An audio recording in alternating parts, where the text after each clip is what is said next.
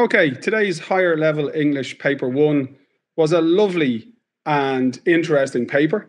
A great start to these difficult weeks for students who've been through a very challenging year. The paper had a theme which required students to reflect on time. A lovely theme, great choice. The question A tasks were interesting and showed differentiation in the questions.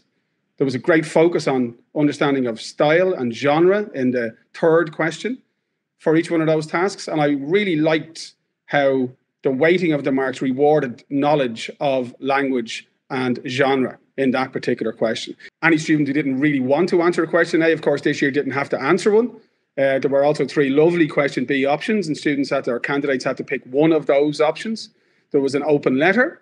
There was a feature article for a magazine and a verbal pitch, which I thought was lovely and tied in quite nicely with some of the work that students would have done for the junior cycle, for their CBAs, where students often have to stand up and make a presentation. So all 3 of those question B tasks were really nice, but again, had the differentiation and the challenge within the question.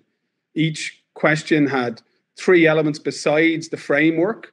Each question required students to deal with all 3 of those elements and to write in a particular way, using persuasive and argumentative language. So again, awareness of language and awareness of genre would be rewarded when answering those tasks.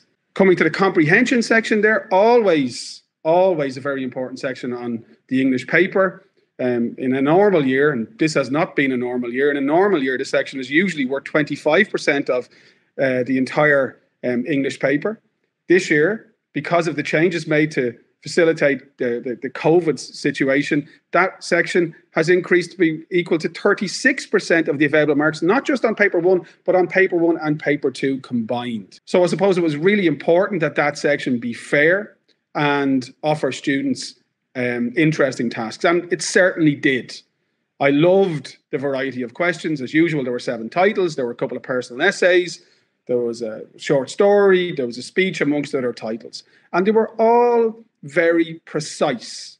There was a lovely personal essay on birthdays and and asking candidates to reflect on what birthdays mean to them. There was a lovely question on stereotyping, asking candidates to write a speech in which they argued against stereotyping in the modern world.